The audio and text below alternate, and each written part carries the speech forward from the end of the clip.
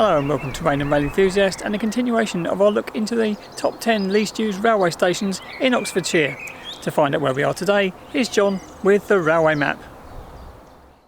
And today you find me on the Oxford-Bicester line, which runs from Oxford all the way up to Bicester village.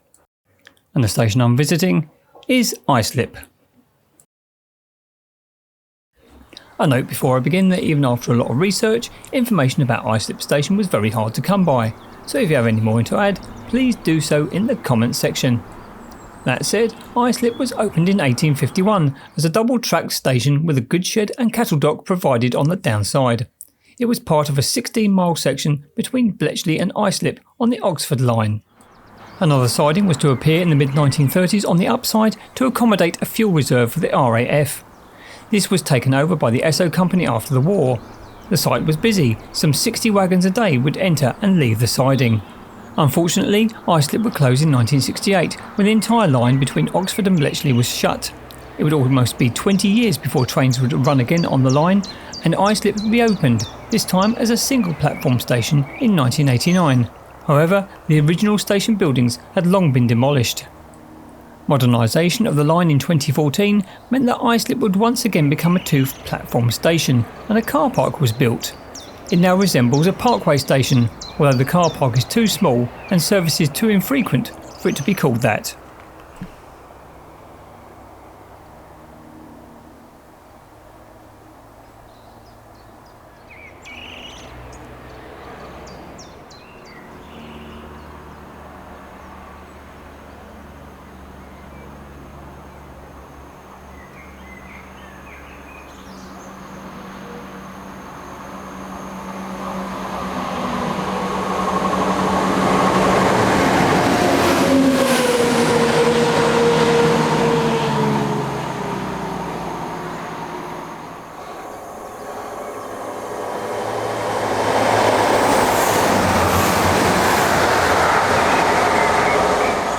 Okay then, welcome to Islip Station.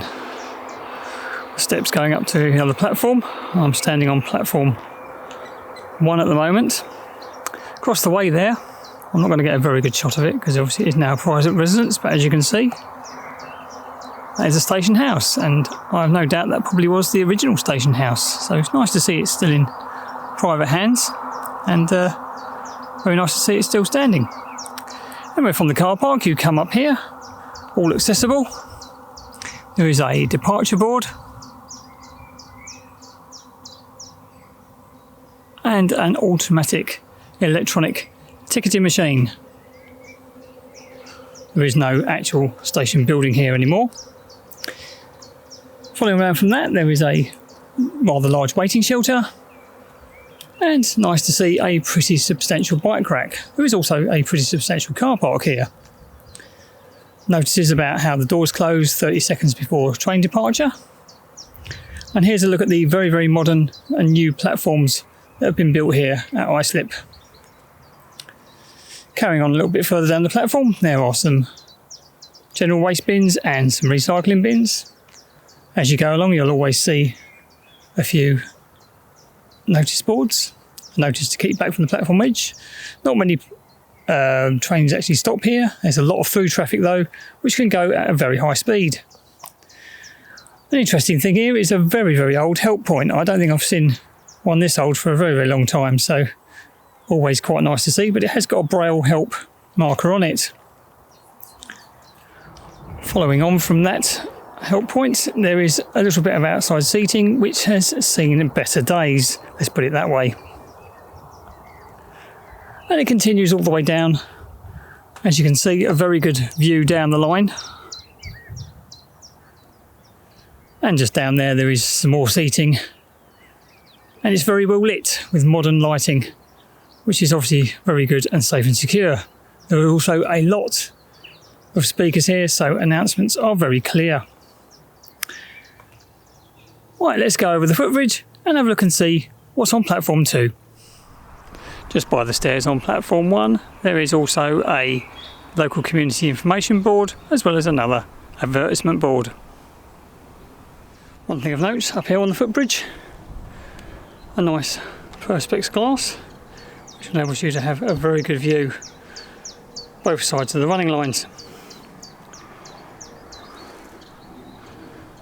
This side especially, a nice snaking track off into the distance.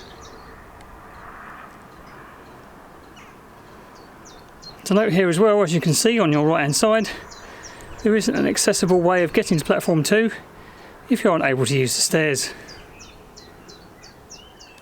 And here's a look at that accessible rampway onto platform 2. As you turn around onto the actual platform entrance, there is on the floor here a blue reflectors freezing sign, which I don't think is supposed to be down there, but seems to have got detached from its moorings. The view here is very good of those sweeping curves up the track. Excellent for videography and photography.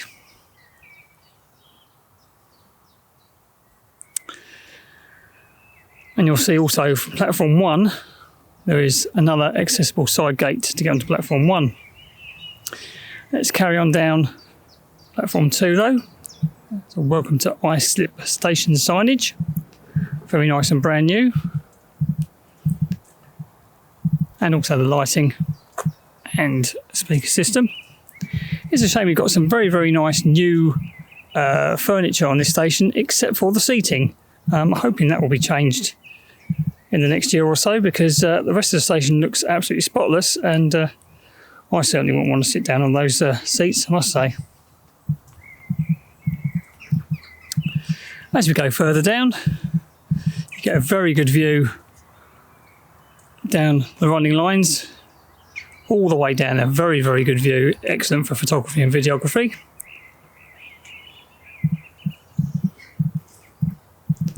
There's a platform information board to let you know exactly what platform you need to be on and which direction you want to be. So obviously this way is towards London and the other side is for Oxford Parkway.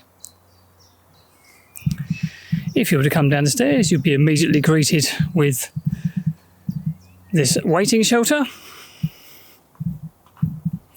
as well as dot matrix display and another bit of signage. And there is also 2 bins, one general, one recycling, which seems to be a bit of a theme around here in Oxfordshire, which is very nice to see. And again, one of these older style help points with the braille on the help. Interesting. I wonder if these will get replaced as well. We'll have to wait and see. Going further down, similar to the other side, lots of seating, although again needs replacing really, and just general station signage and lighting. It really is a modern station, obviously nothing like when it was first built, but it's practical and very clean. As you can see through here, there is what looks like an old railwayman's hut. Trying to get a little bit of a better view of that. It is very overgrown, however. But it does also give us some evidence of a little bit of the railway's past. It would be nice if it could be tidied up a little bit, but at least it hasn't been removed, and it's there if you go looking for it. An interesting thing to note that in both waiting shelters there is an induction loop. I haven't seen many of these in my travels along the network, but that is quite nice to see. The statistics for Islip are that it opened in 1851. At time of recording it mostly has one train every 2 hours in each direction, and the entry and exit figures for 2021-2022 were 20,454.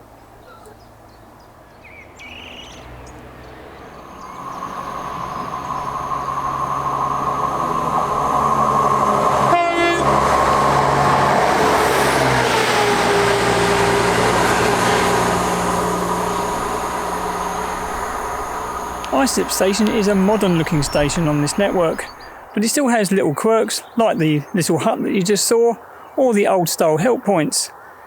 But the real star of the show here is obviously the views. Up and down the line, the views are fantastic and will lend themselves to excellent videography and photography. If you enjoyed this video, then please like, comment and subscribe. And if you can, get out there, get on the railway and see where it takes you. Thanks very much for watching.